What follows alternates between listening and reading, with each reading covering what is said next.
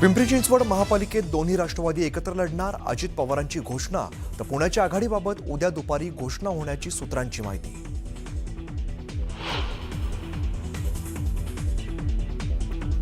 मुंबईतील भाजपाचा पहिला उमेदवार समोर तेजस्वी घोसाळकर उद्या भरणार उमेदवारी अर्ज. सोशल मीडियावरती पोस्ट करत घोसाळकरांची माहिती.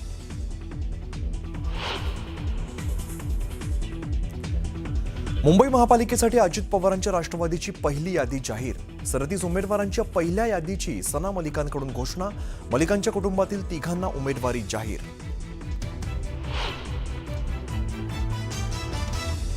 मुंबई महापालिका निवडणुकीसाठी ठाकरेंसोबत शरद पवारांची युती.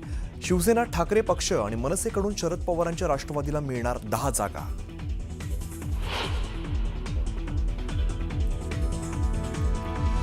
मुंबईत काँग्रेस आणि वंचितचं ठरलं. हर्षवर्धन सपकाळांकडून आघाडीची घोषणा. 227 पैकी काँग्रेस 156 तर 62 जागा वंचित लढवणार. पुण्यातील जागा वाटपावरून रवींद्र धंगेकर नाराज. लाचार होऊन युती नको. निवडून न येणाऱ्या जागा भाजप सेनेला देतंय, धंगेकरांचा आरोप. धंगेकरांचा मुलगा अपक्ष लढणार.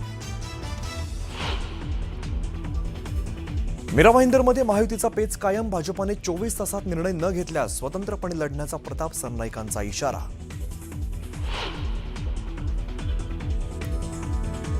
ठाण्याच्या माजी महापौर मीनाक्षी शिंदेंची समजूत काढण्यात एकनाथ शिंदेंना यश.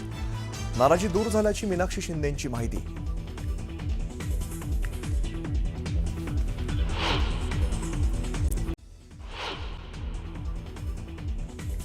पुण्यात दोन्ही राष्ट्रवादी एकत्र लढण्याची शक्यता आहे. शरद पवारांची एनसीपी महाविकास आघाडी सोबतच्या चर्चेतून बाहेर पडली आहे. त्यामुळे आता उद्या दोन्ही राष्ट्रवादीच्या युतीची घोषणा होण्याची शक्यता आहे. पुण्यात शरद पवार यांच्या पक्षाला 32 ते 35 जागा मिळणार आहेत. पिंपरी चिंचवडमध्ये महापालिका निवडणूक दोन्ही राष्ट्रवादी एकत्र लढणार असल्याची घोषणा अजित पवारांनी केली. प्रचाराचा पहिला नारळ फोडला आणि अजित पवारांनी दोन्ही राष्ट्रवादी एकत्र लढणार असल्याची घोषणा केली. पिंपरी चिंचवडमधील तळवडेमधील सभेत ते बोलत होते. पुण्यातील जागा वाटपावरून रवींद्र धंगेकर नाराज आहेत. लाचार होऊन युती नको. निवडून न येणाऱ्या जागा भाजप सेनेला देतंय असा आरोप धंगेकरांनी केलाय. दरम्यान धंगेकरांचा मुलगा अपक्ष लढणार आहे. भाजपने मुंबईतील उमेदवारांची अधिकृतपणे यादी जाहीर केलेली नसली तरी नुकत्याच भाजपवासी झालेल्या तेजस्वी घोसाळकर यांनी उमेदवारी अर्ज भरणार असल्याचं ट्विटमधून जाहीर केलं. दहिसर वॉर्ड क्रमांक 2 मधून त्या शक्ती प्रदर्शन करत अर्ज भरणार आहेत. बारामती देखील पवार कुटुंबीय एकत्र आलेलं आपल्याला पाहायला मिळालं आणि त्याच दिवशी अजित पवारांनी शरद पवारांना धक्का दिलाय. शरद पवारांच्या पक्षाचे माजी नगरसेवक धनंजय पिसाळ यांनी अजित पवारांच्या राष्ट्रवादीत प्रवेश केला. मुंबई महानगरपालिकेसाठी अजित पवारांच्या राष्ट्रवादीची पहिली यादी जाहीर झाली आहे. 37 उमेदवारांच्या पहिल्या यादीची सना मलिक यांच्याकडून घोषणा करण्यात आली. मुंबईत राष्ट्रवादी काँग्रेस स्वबळावर लढणार आहे. मुंबई महापालिका निवडणुकीत ठाकरे बंधूंसोबत राष्ट्रवादी शरदचंद्र पवार पक्षाने युती केली आहे. शरद पवारांच्या पक्षाला 10 जागा देण्यात आलेल्या आहेत. पवारांच्या पक्षाने 32 जागांची मागणी केली होती, मात्र 10 जागांवर तोडगा निघाला. पुण्यात महाविकास आघाडीची बैठक पार पडली. या बैठकीला शरदचंद्र पवार पक्षाचे नेते गैरहजर होते. राष्ट्रवादी शरदचंद्र पवार पक्षाचे सगळेच स्थानिक नेते नॉट रिचेबल आहेत. मुंबईत ठाकरे बंधूंची युती जाहीर झाल्यानंतर अजूनही जागा वाटपाचा तिढा सुटलेला नाही. दरम्यान मनसे अध्यक्ष राज ठाकरेंनी जागा वाटपाबाबत चर्चा करण्यासाठी बैठक बोलावली. उल्हासनगरमध्ये शिवसेनेच्या शाखेबाहेर शिवसैनिक आक्रमक झाले. 500 पेक्षा जास्त पदाधिकारी राजीनाम्याच्या तयारीत असून आयात उमेदवारांना पक्षात स्थान देऊ नका अशी मागणी इच्छुक उमेदवारांनी केली. मीरा भाईंदरमध्ये महायुतीत पेच कायम आहे. भाजपने 24 तासात निर्णय न घेतल्यास स्वतंत्र लढू असा इशारा प्रताप सरनाईकांनी दिला. अमरावतीमध्ये भाजप आणि शिवसेनेची युती फिसकटली. नागपुरात बावनकुळे यांच्या नेतृत्वात अंतिम बैठक पार पडली. यावेळी शिवसेनेने अवास्तव जागा मागितल्याने युती फिसकटल्याची चर्चा. अमरावतीत उद्या बैठक पार पडणार आहे. मंत्री संजय राठोड यांच्या उपस्थितीत बैठक पार पडणारी. शिवसेना लढणार असलेल्या जागांची उद्या घोषणा होण्याची शक्यता आहे.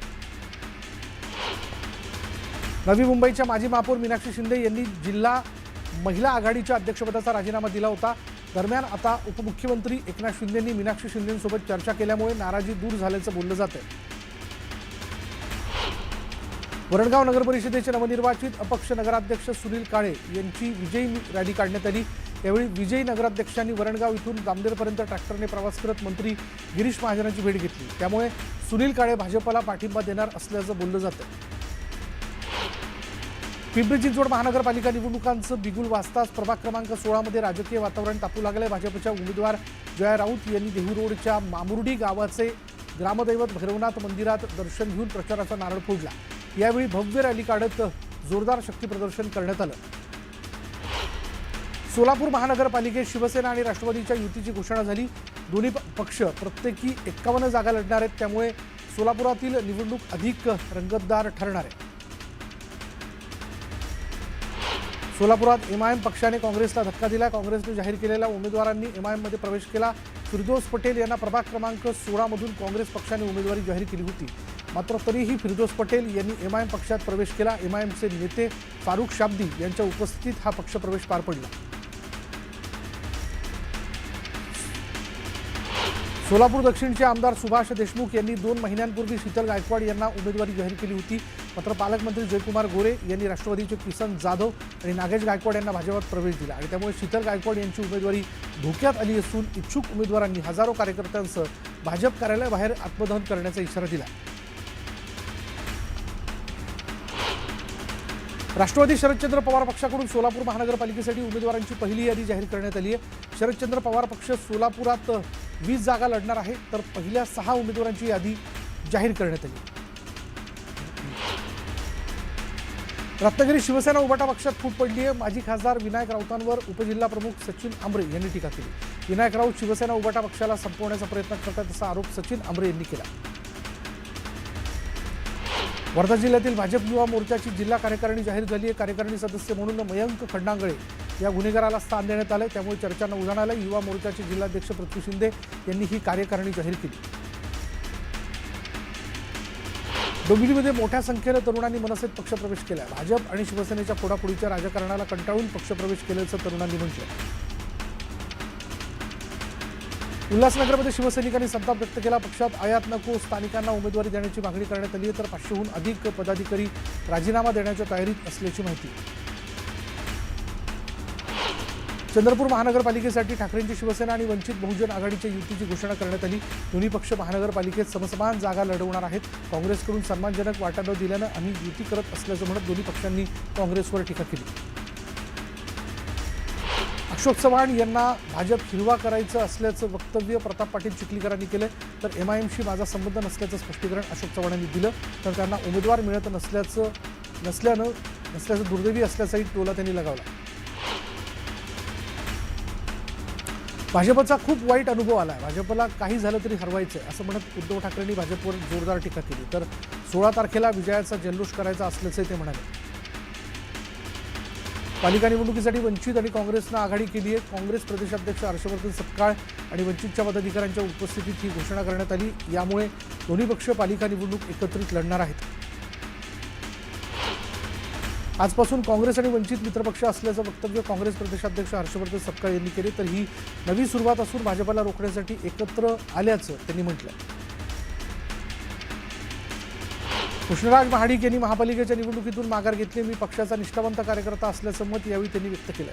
तर पक्ष पातळीवर झालेल्या निर्णयानुसार महापालिका निवडणूक लढवणार नसल्याचं कृष्णराज महाडिक यांनी म्हटलं. बारामतीमध्ये शरद पवार आणि अजित पवार AI महाविद्यालयाच्या उद्घाटन सोहळ्यात एकाच मंचावर आले होते आणि यावेळी शरद पवार आणि अजित पवारांमध्ये चर्चा झाली आहे. काय चर्चा झाली हे अद्याप गुलदस्त्यात आहे. उपमुख्यमंत्री एकनाथ शिंदे मुंबईतील शिवसेनेच्या 60 माजी नगरसेवकांशी संवाद साधणार आहेत. शिंदे काय कालांतर देणार याकडे लक्ष लागले. अहिल्यानगर महापालिका निवडणुकीसाठी महायुतीमधील जागा वाटपाचा तिढा कायम आहे. आज संध्याकाळपर्यंत निर्णयाची अपेक्षा असल्याचं राम शिंदे यांनी सांगितलं. बीडमध्ये भाजपकडून जिल्हा परिषद आणि पंचायत समितीच्या निवडणुकीची तयारी सुरू झाली. इच्छुक उमेदवारांच्या मुलाखतींसाठी अर्ज स्वीकारले जात असून महापालिका निवडणूक संपायच्या अगोदरच भाजपने जिल्हा परिषद पंचायत समितीची तयारी सुरू केली आहे. बारामतीमध्ये शरद पवारांच्या निवासस्थानी स्नेहभोजनाचं आयोजन करण्यात आलं होतं. स्नेहभोजनाला गौतम अदानी, अजित पवारांचं संपूर्ण पवार कुटुंबीय उपस्थित होतं. कृषीमंत्री दत्तात्रय भरणे यांच्या हस्ते इंदापुरात विजयी नगरसेवक आणि नगराध्यक्षांचा नागरी सत्कार करण्यात आला. नवनिर्वाचित 14 नगरसेवकांसह नवनिर्वाचित नगराध्यक्ष भरत शहा यांचा नागरी सत्कार करण्यात आला. अलिबाग वडखळ मार्गावर मोठी वाहतूक कोंडी झाली. नववर्षाच्या स्वागतासाठी मोठ्या संख्येनं पर्यटक अलिबागच्या दिशेने जात असल्यानं वाहनांच्या लांबच लांब रांगा लागल्यात. त्यामुळे वाहनधारकांना नाहक मनस्ताप सहन करावा लागतोय. सोन्याच्या भावात 2,000 रुपयांची तर चांदीच्या भावात 20,000 रुपयांची वाढ झाली आहे. त्यामुळे सोन्याचे भाव 1.5 लाखांच्या उंबरठ्यावर पोहोचले असून चांदीचे भाव 2.5 लाखांच्या पार गेलेत. पुणे जिल्ह्यातील रोटी गावातील श्री रोटमलनाथ मंदिरात पहिला मुलगा झाल्यानंतर आईचं मुंडन करण्याची प्रथा आहे. ही अनिष्ट प्रथा बंद करण्याची महिला आयोगाच्या अध्यक्षा रुपाली चाकणकर यांनी जिल्हाधिकाऱ्यांना तशाबद्दल कारवाईच्या सूचना दिल्या होत्या. याविरोधात महिलांनी निषेध आंदोलन केलं. वाशिम जिल्ह्यातील शिरपूर इथल्या जैन मंदिरातील पुजाऱ्यांना झालेल्या अमानुष मारहाणीच्या निषेधार्थ शिरपूर पोलीस ठाण्यावर भव्य मोर्चा काढण्यात आला. दिगंबर जैन समाजाच्या वतीनं मोर्चा काढत मारहाणीच्या घटनेचा निषेध करण्यात आला. अकलूज टेंभुर्णी रस्त्यावरील रखडलेल्या रस्त्याचं काम पूर्ण करण्याच्या मागणीसाठी उभाटा पक्षाकडून बेमुदत उपोषण सुरू करण्यात आलंय. रस्त्याचं काम रखडले तरी याच रस्त्यावरून ऊस वाहतूक केली जाते. त्यामुळे रस्त्याची दुरावस्था झाली. त्यामुळे रस्ता दुरुस्त करण्याच्या मागणीकरता युवा सेनेनं उपोषण सुरू केलं. वाशिमच्या शिरपूर मारहाण प्रकरणात निषेध मोर्चा काढण्यात आला आहे. मारहाण प्रकरणाचा यावेळी निषेध करण्यात आला तर मारहाण करणाऱ्यांविरोधात कारवाई करण्याची मागणी करण्यात आली. अलिबाग वडखळ मार्गावर मोठी वाहतूक कोंडी झाली. 10 ते 15 किलोमीटरपर्यंत वाहनांच्या रांगा लागल्यानं रुग्णवाहिकेलाही फटका बसला. मुंबई आणि अलिबागकडे जाणाऱ्या दोन्ही लेनवर वाहतूक कोंडी दिसून आली. खामगाव तालुक्याच्या पळशी बुद्रुक इथल्या ग्रामसेवकाने अजब फतवा काढलाय. बचत गटात महिला सहभागी न झाल्यास लाडक्या बहिणींचा लाभ थांबवला जाईल. रेशनचं धान्यही बंद केलं जाणार असल्याची दवंडी देण्यात आली. जळगावच्या चोपड्यातील आठवडे बाजारात शेवग्याच्या शेंगांना चांगला दर मिळतोय. 320 रुपये किलोने शेवग्याच्या शेंगा विकल्या जात असल्यानं उत्पादकांनी समाधान व्यक्त केलं. सांगली जिल्ह्यातील येडेनिपाणी इथं नारळाच्या झाडावर बिबट्या दिसून आला आणि त्यामुळे परिसरात भीतीचं वातावरण निर्माण झालंय. गेल्या महिन्याभरात अनेक वेळा या परिसरात बिबट्याचा वावर दिसून आला. गुहागर समुद्र किनाऱ्यावर भानवतीचा प्रकार समोर आल्याचा आरोप करण्यात आलाय. तातडीनं कारवाई करण्याची मागणी पर्यटकांनी केली. धाराशिवच्या तुळजाभवानी मातेच्या शाकंभरी नवरात्र महोत्सवाला घटस्थापनेनं सुरुवात झाली. यावेळी मोठ्या संख्येनं भाविकांची उपस्थिती होती. पुण्याच्या विमाननगर परिसरातील एका पबमध्ये राज्य उत्पादन शुल्क विभागाने छापा टाकला आणि यावेळी 50 जणांना ताब्यात घेण्यात आले तर पबमधून 3,67,000चा मुद्देमाल जप्त करण्यात आला. चंद्रपूर शहरात गोमांस विक्री करणाऱ्यांवर कारवाई करण्यात आली. विश्व हिंदू परिषदेच्या गोरक्षकांनी 150 किलो गोमांस पोलिसांच्या ताब्यात दिले. दरम्यान पोलिसांनी धरपकड केली आहे. तातडीनं आळा घालण्याची मागणी करण्यात आली.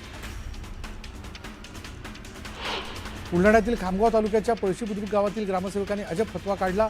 बचत गटामध्ये महिला सहभागी न झाल्यास त्या महिलांचा लाडक्या बहिणी योजनेचा लाभ थांबवला जाईल. तसंच रेशनचं धान्य बंद केलं जाईल अशी दवंडी ग्रामसेवकांनी दिल्याची माहिती ग्रामस्थांनी दिली. खोपोलीतील मंगेश काळोखे यांच्या हल्ल्यातील संशयित 9 आरोपींना पोलिसांनी रात्री उशिरा अटक केली आणि हत्येमुळे कुठलाही अनुचित प्रकार घडू नये म्हणून मोठ्या प्रमाणात पोलीस बंदोबस्त लावण्यात आला. परळी नगर परिषद निवडणुकीच्या निकालाच्या दिवशी राष्ट्रवादी काँग्रेसचे कार्यकर्ते राजा खान यांनी प्रभागात काढलेल्या विजयी निवडणुकीत नोटा उधळल्या होत्या. यावर कारवाई करण्याची मागणी राष्ट्रवादी काँग्रेस शरद पवार पक्षाने केली आणि या घटनेचा तपशील खासदार बजरंग सोनवणे यांना देणार असल्याची माहिती